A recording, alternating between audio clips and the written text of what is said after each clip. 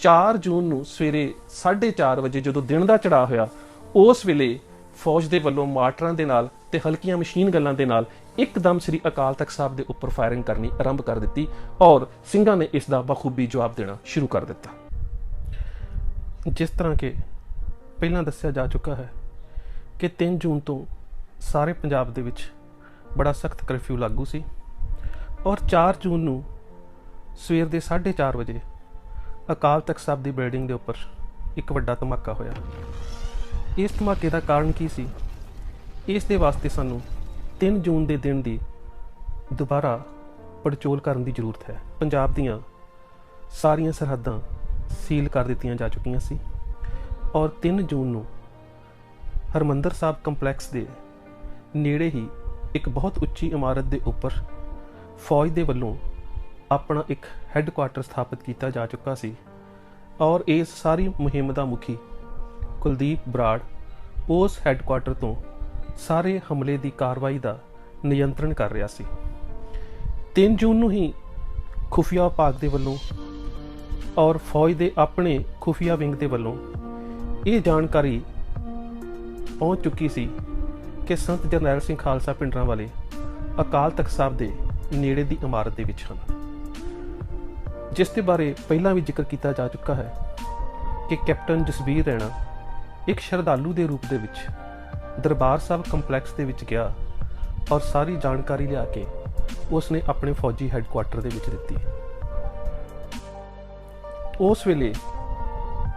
ਭਾਰਤੀ ਫੌਜ ਦੇ ਵੱਲੋਂ ਇਹ ਫੈਸਲਾ ਲਿਆ ਗਿਆ ਕਿ ਜੇਕਰ ਸੰਤ ਜਰਨੈਲ ਸਿੰਘ ਖਾਲਸਾ ਭਿੰਡਰਾਂਵਾਲਿਆਂ ਦੀ ਸਥਿਤੀ ਦੀ ਸ਼ਨਾਖਤ ਕਰਕੇ ਜਿਸ ਜਗ੍ਹਾ ਦੇ ਉੱਪਰ ਉਹਨਾਂ ਦਾ ਨਿਵਾਸ ਹੈ, ਜੇਕਰ ਉਸ ਜਗ੍ਹਾ ਦੇ ਉੱਪਰ ਗੋਲਾ ਦਾਗਿਆ ਜਾਵੇ ਤਾਂ ਜਰਨੈਲ ਦੀ ਇਸ ਅਚਨਚੇਤੀ ਮੌਤ ਦੇ ਨਾਲ ਜਾਂ ਫਿਰ ਉਹਨਾਂ ਦੇ ਨਜ਼ਦੀਕੀ ਸਾਥੀਆਂ ਦੇ ਖਾਤਮੇ ਦੇ ਨਾਲ ਬਾਕੀ ਜਿਹੜੇ ਲੜਨ ਵਾਲੇ ਖਾੜਕੂ ਨੇ ਉਹਨਾਂ ਦਾ ਮਨੋਬਲ ਡਿੱਗ ਜਾਵੇਗਾ। ਸੋ ਜਿਸ ਵੇਲੇ ਸ੍ਰੀ ਹਰਿਮੰਦਰ ਸਾਹਿਬ ਦੇ ਅੰਦਰ ਪ੍ਰਕਾਸ਼ ਕਰਨ ਤੋਂ ਬਾਅਦ ਸਾਰੇ ਸਿੰਘ ਜਿਹੜੇ ਸੰਤ ਜਰਨੈਲ ਸਿੰਘ ਦੇ ਨਜ਼ਦੀਕੀ ਸਨ, ਕੁਝ ਸਰੋਤਾਂ ਦੇ ਮੁਤਾਬਕ ਜਨਰਲ ਸ਼ਬੇਕ ਸਿੰਘ ਹੋਰੀ ਵੀ ਪਾਲਕੀ ਨੂੰ ਮੋਢਾ ਦੇ ਕੇ ਪ੍ਰਕਾਸ਼ ਦੇ ਸਮੇਂ ਸ੍ਰੀ ਹਰਿਮੰਦਰ ਸਾਹਿਬ ਦੇ ਅੰਦਰ ਲੈ ਕੇ ਗਏ ਔਰ ਉਸ ਤੋਂ ਬਾਅਦ ਜਿਸ ਵੇਲੇ ਉਹ ਅੰਮ੍ਰਿਤ ਵੇਲੇ ਸੰਤ ਜਰਨੈਲ ਸਿੰਘ ਖਾਲਸਾ ਭਿੰਡਰਾਂਵਾਲੇ ਹੋਰਾਂ ਦੇ ਕੋਲ ਬੈਠੇ ਸਨ ਅਤੇ ਵਿਚਾਰਾਂ ਚੱਲ ਰਹੀਆਂ ਸਨ, ਉਸੇ ਵੇਲੇ ਹੀ ਇਹ ਜਿਹੜਾ ਧਮਾਕਾ ਸੀ ਅਕਾਲ ਤਖਤ ਸਾਹਿਬ ਦੀ ਬਿਲਡਿੰਗ ਦੇ ਉੱਪਰ ਹੋਇਆ, ਭਾਵ ਕਿ ਸਵੇਰੇ 4:30 ਵਜੇ ਅਕਾਲ ਤਖਤ ਸਾਹਿਬ ਦੀ ਬਿਲਡਿੰਗ ਦੇ ਉੱਪਰ ਇਹ ਜਿਹੜਾ ਸੀ ਬੰਬ ਆ ਕੇ ਡਿੱਗਿਆ। ਇਸ ਘਟਨਾ ਤੋਂ ਬਾਅਦ ਸੰਤ ਜਰਨੈਲ ਸਿੰਘ ਖਾਲਸਾ ਭਿੰਡਰਾਂਵਾਲੇ ਅਤੇ ਉਹਨਾਂ ਦੇ ਸਾਥੀ, ਜਿਨ੍ਹਾਂ ਦੇ ਵਿੱਚ ਭਾਈ ਅਮਰੀਕ ਸਿੰਘ ਔਰ ਜਨਰਲ ਸ਼ਬੇਕ ਸਿੰਘ ਹੋਰੀ ਵੀ ਸਨ, ਇਹ ਸਾਰੇ ਉੱਪਰਲੀ ਮੰਜ਼ਿਲ ਤੋਂ ਅਕਾਲ ਤਖਤ ਸਾਹਿਬ ਦੀ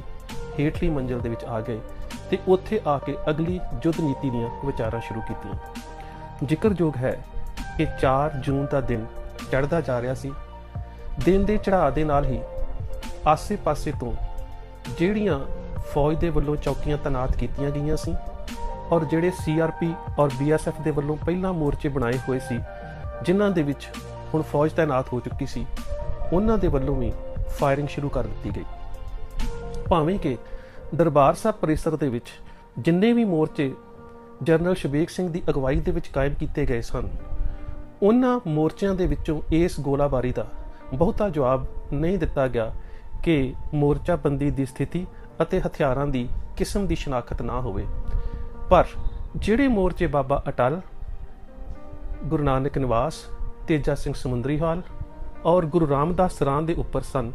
ਜਿਨ੍ਹਾਂ ਦੇ ਉੱਪਰ ਬੱਬਰ ਖਾਲਸਾ ਔਰ ਅਕਾਲ ਫੈਡਰੇਸ਼ਨ ਦੇ ਸਿੰਘ ਤੈਨਾਤ ਸਨ, ਉਹਨਾਂ ਨੇ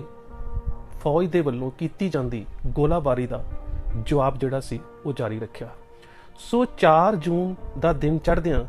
ਜਿੱਥੇ ਅਕਾਲ ਤਖਤ ਸਾਹਿਬ ਦੇ ਉੱਪਰ ਇੱਕ ਵੱਡਾ ਬੰਬ ਸੁੱਟਿਆ ਗਿਆ, ਉਸ ਦੇ ਨਾਲ ਹੀ ਆਸੇ-ਪਾਸੇ ਤੋਂ ਫਾਇਰਿੰਗ ਵੀ ਹੁੰਦੀ ਰਹੀ। ਪਿੰਡਾਂ ਦੇ ਵਿੱਚ ਇਹ ਖਬਰਾਂ ਪਹੁੰਚ ਗਈਆਂ ਕਿ ਸ੍ਰੀ ਅਕਾਲ ਤਖਤ ਸਾਹਿਬ ਦੇ ਉੱਪਰ ਭਾਰਤੀ ਫੌਜ ਦੇ ਵੱਲੋਂ ਹਮਲਾ ਕਰ ਦਿੱਤਾ ਗਿਆ ਹੈ। ਸੋ ਫੌਜੀ ਸੂਤਰਾਂ ਦੇ ਮੁਤਾਬਕ ਸਭ ਤੋਂ ਵੱਡੀ ਸਮੱਸਿਆ ਇਹ ਸੀ ਕਿ ਜੇਕਰ ਪਿੰਡਾਂ ਦੇ ਵਿੱਚੋਂ ਲੋਕਾਂ ਨੇ ਜਥਿਆਂ ਦੇ ਰੂਪ ਦੇ ਵਿੱਚ ਅੰਮ੍ਰਿਤਸਰ ਵੱਲ ਨੂੰ ਚਾਲੇ ਪਾ ਲਏ ਤਾਂ ਫਿਰ ਇਸ ਕਾਰਵਾਈ ਦੇ ਉੱਪਰ ਕਾਬੂ ਪਾਉਣਾ ਬਹੁਤ ਔਖਾ ਹੋ ਜਾਵੇਗਾ। ਸੋ ਇਸ ਕਰਕੇ ਜਿੱਥੇ ਪੰਜਾਬ ਦੀਆਂ ਸਾਰੀਆਂ ਹੱਦਾਂ ਸੀਲ ਕੀਤੀਆਂ ਗਈਆਂ ਸਨ, ਉੱਥੇ ਨਾਲ ਹੀ ਫੌਜੀ ਹੈਲੀਕਾਪਟਰ ਸਾਰੇ ਪੰਜਾਬ ਦੇ ਉੱਪਰ ਚੱਕਰ ਲਾ ਰਹੇ ਸਨ ਔਰ ਨਿਸ਼ਾਨਦੇਹੀ ਕਰ ਰਹੇ ਸਨ ਕਿ ਪਿੰਡਾਂ ਦੇ ਵਿੱਚੋਂ ਜਿਹੜੇ ਜਥੇ ਨੇ ਉਹ ਕਿਤੇ ਹਰਿਮੰਦਰ ਸਾਹਿਬ ਵੱਲ ਨੂੰ ਨਾ ਪਹੁੰਚ ਜਾਣ, ਤੇ ਜਿੱਥੇ ਲੱਗਦਾ ਸੀ ਕਿ ਲੋਕਾਂ ਦੀ ਭੀੜ ਅੰਮ੍ਰਿਤਸਰ ਨੂੰ ਪਹੁੰਚਣ ਵਾਸਤੇ ਤੁਰ ਰਹੀ ਹੈ ਜਾਂ ਮਾਰਚ ਕਰ ਰਹੀ ਹੈ, ਉਸ ਜਗ੍ਹਾ ਦੇ ਉੱਪਰ ਫੌਜ ਦੇ ਵੱਲੋਂ ਗੱਡੀਆਂ ਲਾ ਕੇ ਰੋਕ ਦਿੱਤਾ ਜਾਂਦਾ ਸੀ। ਅੰਮ੍ਰਿਤਸਰ ਸ਼ਹਿਰ ਜਿਹੜਾ ਪੂਰੀ ਤਰ੍ਹਾਂ ਦੇ ਨਾਲ ਸੀਲ ਕੀਤਾ ਹੋਇਆ ਸੀ। ਹਰਬੀਰ ਸਿੰਘ ਭੰਵਰ ਆਪਣੀ ਕਿਤਾਬ ਡਾਇਰੀ ਦੇ ਪੰਨੇ ਦੇ ਵਿੱਚ ਇੱਥੋਂ ਤੱਕ ਵੀ ਜ਼ਿਕਰ ਕਰਦੇ ਨੇ ਕਿ ਇੰਨੇ ਸਖਤ ਪ੍ਰਬੰਧ ਕਰ ਦਿੱਤੇ ਗਏ ਸਨ ਕਿ ਮੈਨੂੰ ਕੁਝ ਭਰੋਸੇਯੋਗ ਸੂਤਰਾਂ ਤੋਂ ਪਤਾ ਲੱਗਾ ਕਿ ਸ਼ਹਿਰ ਦੇ ਵਿੱਚ ਜੇ ਕੁਝ ਦੁੱਧ ਵੀ ਦੁੱਧ ਦੇਣ ਵਾਸਤੇ ਆਏ ਤੇ ਫੌਜ ਦੇ ਵੱਲੋਂ ਉਹ ਵੀ ਗੋਲੀਆਂ ਮਾਰ ਕੇ ਕਤਲ ਕਰ ਦਿੱਤੇ ਗਏ। ਇਸ ਦਾ ਜ਼ਿਕਰ ਹਰਬੀਰ ਸਿੰਘ ਭੰਵਰ ਨੇ ਆਪਣੀ ਕਿਤਾਬ ਦੇ ਵਿੱਚ ਕੀਤਾ ਹੈ। ਸੋ ਦਰਬਾਰ ਸਾਹਿਬ ਦੇ ਬਾਹਰ ਇੱਕ ਉੱਚੀ ਇਮਾਰਤ ਦੇ ਵਿੱਚੋਂ ਫੌਜੀ ਜਰਨੈਲ ਕੁਲਦੀਪ ਬਰਾੜ ਇਸ ਸਾਰੀ ਕਾਰਵਾਈ ਦੀ ਅਗਵਾਈ ਕਰ ਰਿਹਾ ਸੀ। ਦੂਜੇ ਪਾਸੇ ਜਦੋਂ ਸਵੇਰੇ ਅਕਾਲ ਤਖਤ ਸਾਹਿਬ ਦੇ ਉੱਪਰ ਹਮਲਾ ਹੋਇਆ ਤਾਂ ਜਨਰਲ ਸ਼ਬੇਗ ਸਿੰਘ ਹੁਣਾਂ ਨੇ ਨਵੀਂ ਮੋਰਚਾਬੰਦੀ ਨਵੀਂ ਤਰਤੀਬ ਅਨੁਸਾਰ ਕੀਤੀ ਔਰ ਉਹਨਾਂ ਨੂੰ ਪਤਾ ਲੱਗ ਗਿਆ ਕਿ ਫੌਜ ਦੇ ਵੱਲੋਂ ਕਿਸ ਤਰ੍ਹਾਂ ਦੇ ਹਥਿਆਰਾਂ ਦੀ ਵਰਤੋਂ ਕੀਤੀ ਜਾ ਸਕਦੀ ਹੈ। ਸੋ ਮੌਕੇ ਦੇ ਉੱਪਰ ਕੁਝ ਨਵੇਂ ਮੋਰਚੇ ਵੀ ਤਿਆਰ ਕੀਤੇ ਗਏ, ਸਾਰੇ ਸਿੰਘਾਂ ਨੂੰ ਮੋਰਚਿਆਂ ਦੇ ਵਿੱਚ ਤਾਇਨਾਤ ਕੀਤਾ ਗਿਆ ਔਰ ਭਾਈ ਸੁਜਾਨ ਸਿੰਘ ਮਨਾਵਾ ਹੁਣਾਂ ਦੀ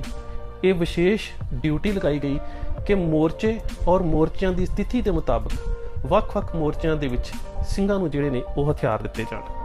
ਪਰ ਨਾਲ ਹੀ ਇਹ ਵੀ ਗੱਲ ਕਹੀ ਗਈ ਕਿ ਜਿੰਨਾ ਚਿਰ ਤੱਕ ਭਾਰਤੀ ਫੌਜ ਦਰਬਾਰ ਸਾਹਿਬ ਕੰਪਲੈਕਸ ਦੇ ਅੰਦਰ ਪੈਰ ਨਹੀਂ ਧਰਦੀ ਉਹਨਾਂ ਚਿਰ ਤੱਕ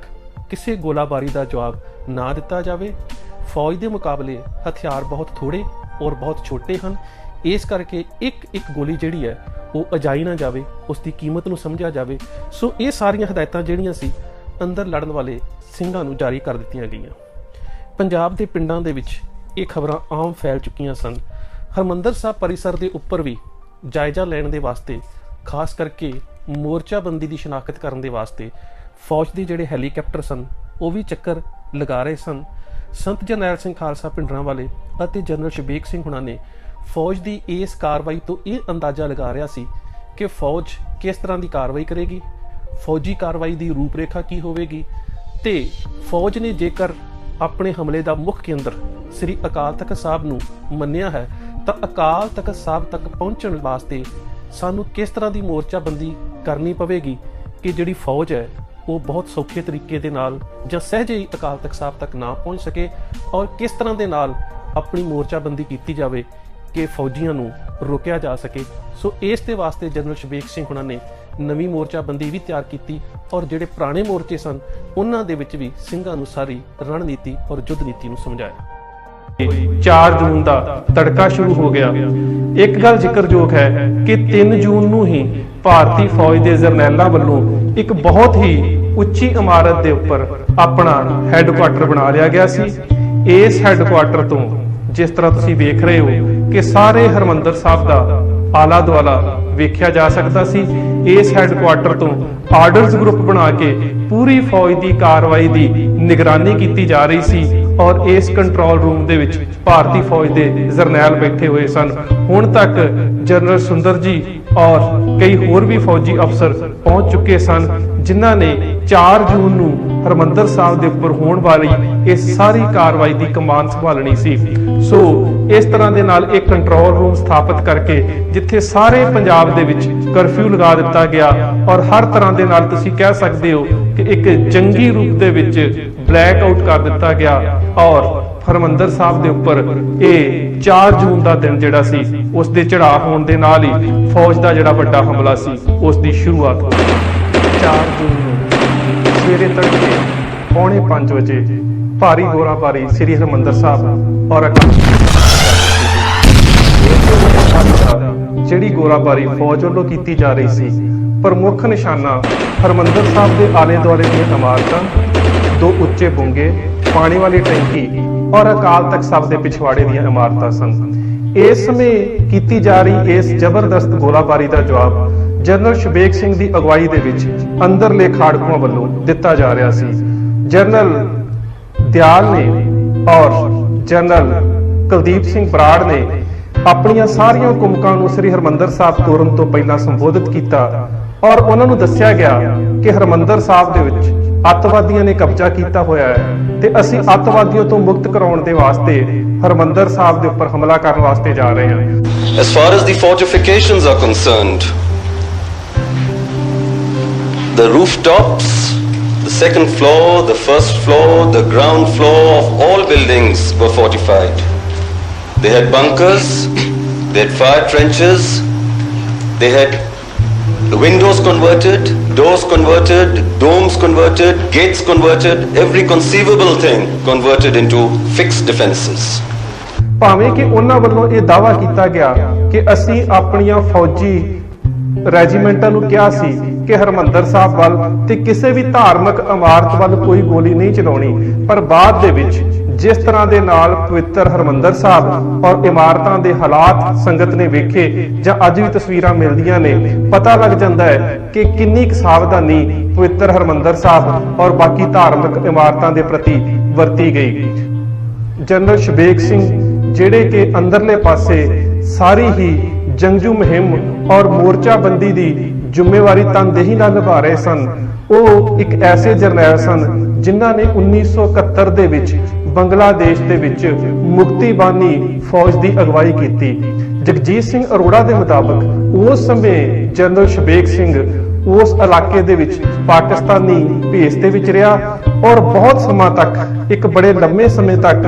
ਉਸ ਨੇ ਮੁਕਤੀ ਬਾਨੀ ਨਾਮਕ ਫੌਜ ਨੂੰ ਸਿਖਲਾਈ ਦਿੱਤੀ ਔਰ ਪਾਕਿਸਤਾਨੀ ਫੌਜ ਨੂੰ ਹਰਾਇਆ। ਸੋ ਇਸ ਕਰਕੇ ਜੇ ਇੱਕ ਦੁਨੀਆ ਦੇ ਇਤਿਹਾਸ ਦੇ ਵਿੱਚ, ਖਾਸ ਕਰਕੇ ਫੌਜੀ ਇਤਿਹਾਸ ਦੇ ਵਿੱਚ ਇੱਕ ਬਹੁਤ ਵੱਡਾ ਸਿਹਰਾ ਭਾਰਤੀ ਫੌਜ ਦੇ ਸਿਰ ਵੱਜਦਾ ਹੈ ਕਿ 90,000 ਤੋਂ ਉੱਪਰ ਪਾਕਿਸਤਾਨੀ ਫੌਜੀਆਂ ਦੇ ਹੱਥ ਖੜੇ ਕਰਵਾ ਦਿੱਤੇ ਗਏ, ਤਾਂ ਉਹਨਾਂ ਦੇ ਵਿੱਚ ਜਨਰਲ ਸ਼ਬੇਗ ਸਿੰਘ ਦੀ ਅਹਿਮ ਭੂਮਿਕਾ ਸੀ। ਦੂਜੇ ਬੰਨੇ ਜਨਰਲ ਸ਼ਬੇਗ ਸਿੰਘ ਆਪਣੇ ਬੇਟੇ ਪ੍ਰਭਪਾਲ ਸਿੰਘ ਨੂੰ ਲਿਖੇ ਇੱਕ ਪੱਤਰ ਦੇ ਵਿੱਚ, ਜਿਸ ਦਾ ਜ਼ਿਕਰ mark Tully and Satish Jacob ਨੇ ਕੀਤਾ ਹੈ, ਆਪਣੇ ਬੇਟੇ ਨੂੰ ਲਿਖਦਾ ਹੈ ਕਿ ਜਿਨ੍ਹਾਂ ਅੱਤਵਾਦੀ ਕਾਰਵਾਈਆਂ ਦੇ ਨਾਲ ਮੇਰਾ ਸੰਬੰਧ ਜੋੜਿਆ ਜਾ ਰਿਹਾ ਹੈ, ਦਸ਼ਮੇਸ਼ ਰੈਜੀਮੈਂਟ ਵੱਲੋਂ ਲਈਆਂ ਜ਼ਿੰਮੇਵਾਰੀਆਂ ਦੇ ਨਾਲ ਜਿਹੜਾ ਮੇਰਾ ਸੰਬੰਧ ਜੋੜਿਆ ਜਾ ਰਿਹਾ ਹੈ, ਅਜਿਹੀ ਕਿਸੇ ਕਾਰਵਾਈ ਦੇ ਨਾਲ ਮੇਰਾ ਕੋਈ ਸੰਬੰਧ ਨਹੀਂ। ਸੋ ਜਨਰਲ ਸ਼ਬੇਗ ਸਿੰਘ ਦੇ ਉੱਪਰ ਐਸੇ ਦੋਸ਼ ਲਗਾਏ ਗਏ। ਉਹੀ ਜਨਰਲ ਸ਼ਬੇਗ ਸਿੰਘ ਅੱਜ ਦਰਬਾਰ ਸਾਹਿਬ ਦੀ ਰੱਖਿਆ ਦੇ ਵਾਸਤੇ ਸੰਤ ਜਰਨੈਲ ਸਿੰਘ ਖਾਲਸਾ ਭਿੰਡਰਾਂਵਾਲੇ, ਆਲ ਇੰਡੀਆ ਸਿੱਖ ਸਟੂਡੈਂਟ ਫੈਡਰੇਸ਼ਨ ਤੇ ਹੋਰ ਜਥੇਬੰਦੀਆਂ ਦੇ ਜੰਗਜੂ ਸੂਰਮਿਆਂ ਦੀ ਅਗਵਾਈ ਕਰ ਰਹੇ ਸਨ। 4 ਜੂਨ ਨੂੰ ਸਵੇਰੇ ਜਦੋਂ ਫੌਜ ਨੇ ਤੜਕਸਾਰ ਗੋਲਾਬਾਰੀ ਸ਼ੁਰੂ ਕਰ ਦਿੱਤੀ ਤਾਂ ਅੰਦਰਲੇ ਮੋਰਚਿਆਂ ਦੇ ਅੰਦਰੋਂ ਵੀ ਗੋਲਾਬਾਰੀ ਦਾ ਜਵਾਬ ਦਿੱਤਾ ਗਿਆ। ਦਰਅਸਲ ਇਹ ਗੋਲਾਬਾਰੀ ਫੌਜ ਵੱਲੋਂ ਹਰਮੰਦਰ ਸਾਹਿਬ ਦੇ ਉੱਪਰ ਹਮਲੇ ਦਾ ਪਹਿਲਾ ਪੜਾਅ ਸੀ ਜਿਹੜਾ ਸ਼ੁਰੂ ਹੋ ਚੁੱਕਾ ਸੀ। ਇਸ ਦੇ ਵਿੱਚ 26 ਮਦਰਾਸ ਨੂੰ ਕਿਹਾ ਗਿਆ ਕਿ ਉਹਨਾਂ ਨੇ ਸਰਾਵਾਂ ਵਾਲੇ ਪਾਸੇ ਤੇ ਲੰਗਰ ਵਾਲੀਆਂ ਇਮਾਰਤਾਂ ਦੇ ਉੱਪਰ ਕਬਜ਼ਾ ਕਰਨਾ ਹੈ ਤੇ ਉਹਨਾਂ ਨੇ ਥੋੜੇ ਸਮੇਂ ਦੇ ਵਿੱਚ ਹੀ ਕਿਸੇ ਤਰ੍ਹਾਂ ਦੇ ਨਾਲ ਲੰਗਰ, ਗੁਰੂ ਨਾਨਕ ਨਿਵਾਸ, ਤੇਜਾ ਸਿੰਘ ਸਮੁੰਦਰੀ ਹਾਲ, ਮੰਜੀ ਸਾਹਿਬ, ਬਾਬਾ ਅਟਲ, ਇਹਨਾਂ ਇਲਾਕਿਆਂ ਨੂੰ ਫਤਿਹ ਕਰਕੇ ਹਰਮੰਦਰ ਸਾਹਿਬ ਦੀਆਂ ਪਰਿਕਰਮਾ ਦੇ ਵਿੱਚ ਪਹੁੰਚਣਾ ਹੈ। ਦੂਸਰੇ ਪਾਸੇ ਜਨਰਲ ਬਰਾੜ ਦੇ ਮੁਤਾਬਕ ਨੇਵੀ ਦੇ ਡਾਈਵਰਸ ਨੂੰ ਕਿਹਾ ਗਿਆ ਕਿ ਉਹਨਾਂ ਨੇ ਪਾਣੀ ਦੇ ਰਸਤੇ ਸ੍ਰੀ ਹਰਮੰਦਰ ਸਾਹਿਬ ਦੀ ਪਵਿੱਤਰ ਇਮਾਰਤ ਤੱਕ ਪਹੁੰਚਣਾ ਹੈ। 10 guards and special frontier force ਨੂੰ ਕਿਹਾ ਗਿਆ ਕਿ ਉਹਨਾਂ ਨੇ ਘੰਟਾ ਘਰ ਵਾਲੇ ਪਾਸਿਓਂ ਸ੍ਰੀ ਹਰਮੰਦਰ ਸਾਹਿਬ ਦੇ ਅੰਦਰ ਦਾਖਲ ਹੋਣਾ ਹੈ ਤੇ ਉਹਨਾਂ ਨੇ ਉੱਤਰ ਵਾਲੇ ਪਾਸਿਓਂ ਦਾਖਲ ਹੋ ਕੇ ਪੱਛਮ ਵਾਲੇ ਪਾਸੇ ਵਧਣਾ ਹੈ ਕਿ ਸ੍ਰੀ ਅਕਾਲ ਤਖਤ ਸਾਹਿਬ ਦੇ ਉੱਪਰ ਕਬਜ਼ਾ ਕੀਤਾ ਜਾ ਸਕੇ। ਜਿਸ ਪਾਸੇ ਬਾਬਾ ਦੀਪ ਸਿੰਘ ਜੀ ਦੀ ਸ਼ਹਾਦਤ ਦੀ ਯਾਦਗਾਰ ਬਣੀ ਹੋਈ ਹੈ ਔਰ ਸਿੱਖ ਰੈਫਰੈਂਸ ਲਾਇਬ੍ਰੇਰੀ ਹੈ, ਉਸ ਪਾਸਿਓਂ 15 ਕਮਾਊਂ ਔਰ 9 ਗੜਵਾਲ ਰਾਈਫਲਸ ਨੂੰ ਕਿਹਾ ਗਿਆ ਕਿ ਉਹਨਾਂ ਨੇ ਇੱਕ ਮਿੱਥੇ ਸਮੇਂ ਦੇ ਵਿੱਚ ਉਸ ਪਾਸਿਓਂ ਅੰਦਰ ਦਾਖਲ ਹੋ ਕੇ ਸ੍ਰੀ ਅਕਾਲ ਤਖਤ ਸਾਹਿਬ ਵਾਲੇ ਪਾਸੇ ਵਧਣਾ ਹੈ। 12 ਬਹਾਰ ਨੂੰ BSF ਤੇ CRPF ਦੇ ਨਾਲ ਮਿਲ ਕੇ ਇੱਕ ਤਾਂ ਆਲੇ ਦੁਆਲੇ ਦੀਆਂ ਇਮਾਰਤਾਂ ਦੇ ਉੱਪਰ ਕਬਜ਼ਾ ਕਰਨ ਦਾ ਕਾਰਜ ਸੌਂਪਿਆ ਗਿਆ ਔਰ ਦੂਸਰੇ ਪਾਸੇ ਉਹਨਾਂ ਨੂੰ ਇਹ ਕਿਹਾ ਗਿਆ ਕਿ ਜੇਕਰ ਸ੍ਰੀ ਹਰਮੰਦਰ ਸਾਹਿਬ ਪਰਿਸਰ ਦੇ ਵਿੱਚੋਂ ਕੋਈ ਬਚ ਕੇ ਨਿਕਲਣ ਦੀ ਕੋਸ਼ਿਸ਼ ਕਰੇ ਤਾਂ ਉਸ ਨੂੰ ਉਹਨਾਂ ਨੇ ਖਤਮ ਕਰਨਾ ਹੈ। ਸੋ ਇਸ ਤਰੀਕੇ ਦੇ ਨਾਲ ਇਸ ਸਾਰੀ ਕਾਰਜਵਿਧੀ ਨੂੰ ਵੱਖ-ਵੱਖ ਰੈਜੀਮੈਂਟਾਂ ਦੇ ਵਿੱਚ ਵੰਡ ਦਿੱਤਾ ਗਿਆ ਔਰ ਇੱਕ ਉੱਚੀ ਇਮਾਰਤ ਦੇ ਉੱਪਰ ਇੱਕ ਖਾਸ ਫੌਜੀ ਹੈੱਡਕੁਆਟਰ ਸਥਾਪਿਤ ਕਰਕੇ ਭਾਰਤੀ ਫੌਜ ਦੇ ਜਰਨੈਲ ਸੁੰਦਰ ਜੀ ਔਰ ਕੁਲਦੀਪ ਬਰਾੜ ਸਾਰੀ ਕਾਰਵਾਈ ਦਾ ਸੰਚਾਲਨ ਕਰ ਰਹੇ ਸਨ। 4 ਦਿਨ ਦਾ ਸਾਰਾ ਦਿਨ ਦੋਹਾਂ ਪਾਸਿਆਂ ਤੋਂ ਲਗਾਤਾਰ ਗੋਲੀਬਾਰੀ ਹੁੰਦੀ ਰਹੀ और अंदरले पासियों भी भारती फौज की गोलाबारी का यथायोग जवाब दिता जाता रहा। इस समय दौरान परिक्रमा दे विच कई श्रद्धालुओं दीयां शहादतां होईयां। पवित्र हरमंदर साहब की इमारत नूं अनेकां गोलियां लगियां और आले दुआले दीयां जिहड़ियां इमारतां सी वो गोलियां दे नाल छलनी हो गईयां। जेकर जून 84 दे विच प्रत्यक्षदर्शियों के बयानां वल ध्यान केंद्रित करिए तो पता लगता है कि इस समय पानी वाली टैंकी, रामगढ़िया बुंगा और उस दे नाल दा दूसरा बुंगा, उस तो इलावा श्री अकाल तख्त साहब के पिछवाड़े दीयां इमारतां और बाबा अटल दे उपरों खाड़कुआं वल्लों फौजी गोलाबारी का बहुत ही वधिया तरीके दे नाल और कारगर ढंग दे नाल जवाब दिता जाता रहा।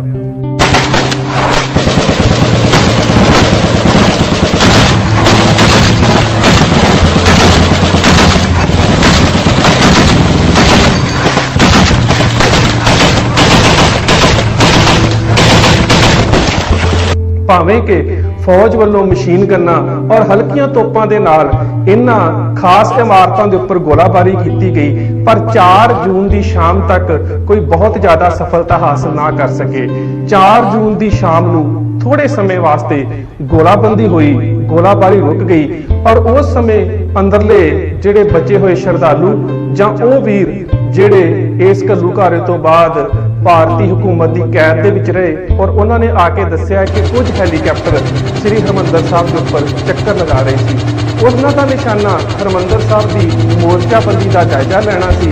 दूसरे बन्ने फौज के हैलीकैप्टर सारे पंजाब दे विच भी घूम रहे सन, क्योंकि समुचे पंजाब नूं पूरे हिंदुस्तान तक ही समुचे वर्ल्ड दे नालों समुचे विश्व दे नालों कट दिता गया सी। किसी तरह का कोई संचार, कोई बिजलई माध्यम,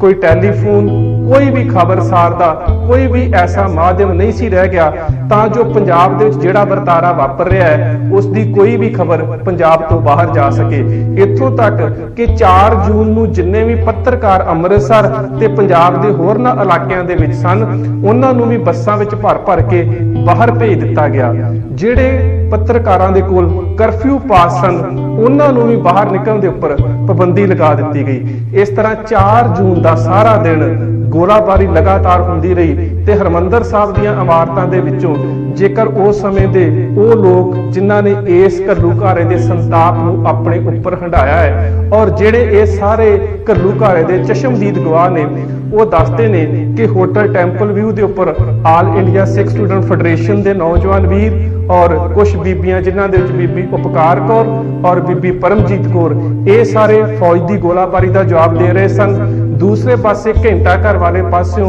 सरदार सतिंदर सिंह पीटी फौज की गोलाबारी का जवाब दे रहे सन। बुंगे के उपरों और भाई मेजर सिंह नागोके और उन्होंने 8-9 साथी भारतीय फौज की गोलाबारी का जवाब दे रहे सन। टैंकी वाले पासों बब्बर खालसा और सिख स्टूडेंट फेडरेशन के नौजवान उस पासों अंदर आ रही फौज का मुकाबला कर रहे सन। श्री अकाल तख्त साहब के पिछवाड़े दीयां इमारतां दे उपर भाई रसाल सिंह जिन्हां दा संबंध दमदमी टकसाल दे नाल सी वो फौज नूं अंदर आउण तो रोक रहे सन। और जिहड़ी लाल इमारत जिसदा असी तुहानूं सारा हालात विखा रहे हां ये लाल इमारत इस दे उपर संत जरनैल सिंह खालसा पिंडरां वालियां दे निजी सकत्तर सरदार रछपाल सिंह अपने सिंघां दे नाल मुकाबला कर रहे सन। इस दे नाल दी इमारत दे विच सरदार हरचरण सिंह मुक्ता हुणी अपने साथियों के नाल फौज नूं अकाल तख्त साहब वाले पासे आउण तो रोक रहे सन और बाबा दीप सिंह दे शहीदी स्थान वाले पासे भाई मोहर सिंह, कुछ कार सेवा वाले सूत सिंह और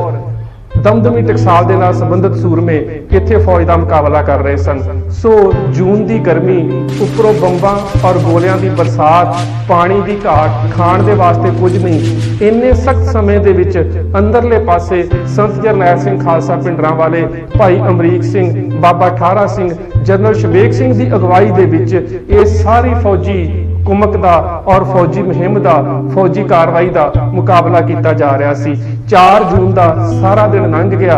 और सारा दिन गोलाबारी होंदी रही। कुछ समय तो बाद शाम नूं जदों गोलाबंदी हुई तो उस वेले जनरल शबेग सिंह ने फिर उस जुझारूआं नूं इकट्ठा किया और कुछ खास उन्होंने हदायतां जारी कीतियां। उस समय दे जिहड़े वीर गिरफ्तार होए बाद दे विच छुट के आए ਉਹਨਾਂ ਨੇ ਦੱਸਿਆ ਕਿ ਜਨਰਲ ਸ਼ਬੇਗ ਸਿੰਘ ਨੇ ਕਿਹਾ ਕਿ ਇਹ ਸਾਡੀ ਉਹ ਲੜਾਈ ਹੈ ਜਿਸ ਤਰ੍ਹਾਂ ਦਸਮ ਪਾਤਸ਼ਾਹ ਗੁਰੂ ਗੋਬਿੰਦ ਸਿੰਘ ਮਹਾਰਾਜ ਨੇ ਚਮਕੌਰ ਦੀ ਗੜੀ ਦੇ ਵਿੱਚ ਲੜੀ ਸੀ। ਸਾਡੇ ਸਾਹਮਣੇ ਫੌਜ ਦੀ ਗਿਣਤੀ ਬਹੁਤ ਜ਼ਿਆਦਾ ਹੈ, ਅਸੀਂ ਬਹੁਤ ਘੱਟ ਗਿਣਤੀ ਦੇ ਵਿੱਚ ਹਾਂ। ਫੌਜ ਦੇ ਕੋਲ ਬਹੁਤ ਹਥਿਆਰ ਨੇ, ਸਾਡੇ ਕੋਲ ਬਹੁਤ ਸੀਮਤ ਹਥਿਆਰ ਨੇ। ਸੋ ਇੱਕ ਗੋਲੀ ਵੀ ਅਜਾਈਂ ਨਹੀਂ ਗਵਾਉਣੀ, ਔਰ ਜਿੰਨਾ ਚਿਰ ਤੱਕ ਤੁਹਾਡਾ ਦੁਸ਼ਮਣ ਤੁਹਾਡੀ ਸ਼ਿਸ਼ਤ ਦੇ ਵਿੱਚ ਨਾ ਆਵੇ ਉਹਨਾਂ ਚਿਰ ਤੱਕ ਕਿਸੇ ਵੀ ਤਰ੍ਹਾਂ ਦੇ ਨਾਲ ਕੋਈ ਫਾਇਰ ਨਹੀਂ ਕਰਨਾ। ਇਹ ਹਦਾਇਤਾਂ ਦੇਣ ਤੋਂ ਬਾਅਦ ਜਨਰਲ ਸ਼ਬੇਗ ਸਿੰਘ ਨੇ ਆਪਣੇ ਕੋਲੋਂ ਕੁਝ ਹੋਰ ਵੀ ਅਸਲਾ ਵੱਖ-ਵੱਖ ਮੋਰਚਿਆਂ ਦੇ ਵਿੱਚ ਭੇਜਿਆ ਤਾਂ ਜੋ ਰਾਤ ਨੂੰ ਹੋਣ ਵਾਲੀ ਗੋਲਾਬਾਰੀ ਦਾ ਜਵਾਬ ਦਿੱਤਾ ਜਾ ਸਕੇ। ਸੋ 4 ਜੂਨ ਦੀ ਰਾਤ ਸਾਰੀ ਰਾਤ ਗੋਲਾਬਾਰੀ ਦੇ ਵਿੱਚ ਲੰਘ ਗਈ। ਦੋਹਾਂ ਪਾਸਿਆਂ ਤੋਂ ਦੁਵੱਲੀ ਫਾਇਰਿੰਗ ਹੁੰਦੀ ਰਹੀ। ਮੰਜੀ ਸਾਹਿਬ ਵਾਲੇ ਪਾਸਿਓਂ ਲੰਗਰ ਦੀ ਛੱਤ ਦੀ ਉੱਪਰਲੀ ਇਮਾਰਤ ਵਾਲੇ ਪਾਸੇ ਤੋਂ ਬਾਬਾ ਠਾਰਾ ਸਿੰਘ, ਭਾਈ ਸੁਰਿੰਦਰ ਸਿੰਘ ਤੇ ਕੁਝ ਹੋਰ ਸੂਰਮੇ ਜਿਹੜੇ ਫੌਜ ਨੂੰ ਅੰਦਰ ਦਾਖਲ ਹੋਣ ਤੋਂ ਰੋਕ ਰਹੇ ਸਨ। ਸੋ ਸਾਰੇ ਪਾਸੇ ਤੋਂ ਫੌਜ ਅੰਦਰ ਦਾਖਲ ਹੋਣ ਦੀ ਕੋਸ਼ਿਸ਼ ਕਰ ਰਹੀ ਸੀ, ਪਰ ਕਿਸੇ ਵੀ ਪਾਸਿਓਂ ਕੋਈ ਸਫਲਤਾ ਨਹੀਂ ਸੀ ਹੋ ਰਹੀ। ਕੁਲਦੀਪ ਬਰਾੜ ਆਪਣੀ ਕਿਤਾਬ ਆਪਰੇਸ਼ਨ ਬਲੂ ਸਟਾਰ ਏ ਟਰੂ ਸਟੋਰੀ ਦੇ ਵਿੱਚ ਖੁਦ ਮੰਨਦੇ ਨੇ ਕਿ ਸਾਨੂੰ ਇੰਨਾ ਅੰਦਾਜ਼ਾ ਨਹੀਂ ਸੀ ਕਿ ਇਸ ਆਪਰੇਸ਼ਨ ਦੇ ਵਿੱਚ ਇੰਨੀ ਕਠਿਨਾਈ ਦਾ ਸਾਹਮਣਾ ਹੋਵੇਗਾ। I realized that even the approach to the Golden Temple complex would mean heavy casualties, but these had to be accepted. This position had been fortified into a very impregnable bastion. ਪਰ ਕਿਸੇ ਵੀ ਪਾਸੇ ਤੋਂ ਫੌਜ ਨੂੰ ਕੋਈ ਸਫਲਤਾ ਨਹੀਂ ਪ੍ਰਾਪਤ ਹੋ ਰਹੀ ਸੀ। ਜਿੰਨਾ ਵਕਤ ਫੌਜ ਦੇ ਵੱਲੋਂ ਮਿੱਥਿਆ ਗਿਆ ਸੀ ਕਿ ਅਸੀਂ ਇੰਨੇ ਵਕਤ ਦੇ ਵਿੱਚ ਹਰਮੰਦਰ ਸਾਹਿਬ ਦੇ ਅੰਦਰ ਦਾਖਲ ਹੋ ਕੇ ਪੂਰੇ ਅਕਾਲ ਤਖਤ ਸਾਹਿਬ ਤੇ ਕਬਜ਼ਾ ਕਰ ਲਵਾਂਗੇ ਤੇ ਸੰਤ ਜਰਨੈਲ ਸਿੰਘ ਤੇ ਉਸਦੇ ਸਾਥੀਆਂ ਨੂੰ ਗ੍ਰਿਫਤਾਰ ਕਰ ਲਵਾਂਗੇ, ਉਹ ਸਮਾਂ ਆਪਣੀ ਸੀਮਾ ਨੂੰ ਪਾਰ ਕਰਦਾ ਜਾ ਰਿਹਾ ਸੀ। ਪਰ ਫੌਜ ਦਾ ਸਿਪਾਹੀ ਇੱਕ ਵੀ ਇੰਚ ਅੱਗੇ ਵਧਣ ਤੋਂ ਨਾਕਾਮਯਾਬ ਸੀ। ਸਾਹਮਣੇ ਪਾਸੇ ਤੋਂ ਘੰਟਾ ਘਰ ਵਾਲੇ ਪਾਸੇ ਤੋਂ ਫੌਜ ਨੇ ਬਹੁਤ ਵਾਰੀ ਹਰਮੰਦਰ ਸਾਹਿਬ ਦੇ ਅੰਦਰ ਦਾਖਲ ਹੋਣ ਦੀ ਕੋਸ਼ਿਸ਼ ਕੀਤੀ, ਪਰ ਉਹਨਾਂ ਦੇ ਉੱਪਰ ਇੰਨੇ ਕਾਰਗਰ ਤਰੀਕੇ ਦੇ ਨਾਲ ਬਣਾਏ ਹੋਏ ਮੋਰਚਿਆਂ ਦੇ ਵਿੱਚੋਂ ਫਾਇਰਿੰਗ ਕੀਤੀ ਗਈ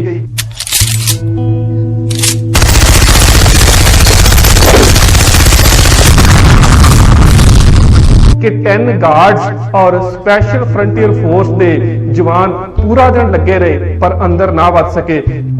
ਜਿਸ ਦੇ ਬਾਰੇ ਭਾਰਤੀ ਫੌਜ ਦਾ ਇੱਕ ਜਵਾਨ ਇਸ ਤਰ੍ਹਾਂ ਬਿਆਨ ਕਰਦਾ ਹੈ। ਇਸ ਵਕਤ ਤੁਸੀਂ ਘੰਟਾ ਘਰ ਦੇ ਸੱਜੇ ਪਾਸੇ ਟਾਪ ਫਲੋਰ ਤੇ ਖੜੇ ਹੋਏ ਹੋ ਤੇ ਜੇ ਤੁਸੀਂ ਆਪਣੇ ਸੱਜੇ ਪਾਸੇ ਨਜ਼ਰ ਦੜਾਓ ਤੇ ਤੁਹਾਨੂੰ ਲਾਲ ਤੇ ਸਫੇਦ ਝੰਡਿਆਂ ਦੀ ਇੱਕ ਲਾਈਨ ਨਜ਼ਰ ਆਏਗੀ। ਇਹ ਲਾਲ ਤੇ ਸਫੇਦ ਝੰਡੇ ਉਹਨਾਂ ਦੀ ਲਾਈਟ ਮਸ਼ੀਨ ਗਨ ਅਤੇ ਰਾਈਫਲ ਦੇ ਪੋਜੀਸ਼ਨਾਂ ਨੂੰ ਜ਼ਾਹਿਰ ਕਰਦੇ ਹਨ। ਇਹਨਾਂ ਸਾਰੀ ਪੋਜੀਸ਼ਨਾਂ ਤੋਂ ਪੂਰੀ ਸੜਕ ਜਿਹੜੀ ਕਿ ਜਲਿਆਂਵਾਲਾ ਬਾਗ ਨੂੰ ਜਾ ਰਹੀ ਹੈ ਤੇ ਘੰਟਾ ਘਰ ਦੇ ਖੱਬੇ ਪਾਸੇ ਜਾ ਰਹੀ ਹੈ, ਸਾਰੀ ਬੜੇ ਅੱਛੇ ਤਰੀਕੇ ਨਾਲ ਕਵਰ ਹੋ ਰਹੀ ਸੀ ਤੇ ਕਿਸੇ ਦਾ ਵੀ ਬਚ ਕੇ ਅੱਗੇ ਲੰਘ ਕੇ ਆਉਣਾ ਬਹੁਤ ਮੁਸ਼ਕਲ ਸੀ। ਸਾਨੂੰ ਬਹੁਤ ਮੁਸ਼ਕਲ ਪਈ ਅੰਦਰ ਐਂਟਰ ਕਰਨ ਵਾਸਤੇ ਵੀ। 4 ਜੂਨ ਦੀ ਸਾਰੀ ਰਾਤ ਦੋਹਾਂ ਪਾਸੇ ਤੋਂ ਗੋਲਾਬਾਰੀ ਹੁੰਦੀ ਰਹੀ। ਫੌਜ ਅੰਦਰ ਦਾਖਲ ਹੋਣ ਦੀ ਕੋਸ਼ਿਸ਼ ਕਰਦੀ ਰਹੀ, ਪਰ ਕਿਸੇ ਪਾਸਿਓਂ ਵੀ ਫੌਜ ਨੂੰ ਕੋਈ ਸਫਲਤਾ ਹਾਸਲ ਨਾ ਹੋਈ। ਫੌਜ ਦਾ ਇਸ ਸਮੇਂ ਤੱਕ ਕੋਈ ਵੀ ਜਵਾਨ 1 ਇੰਚ ਵੀ ਅੰਦਰ ਨਾ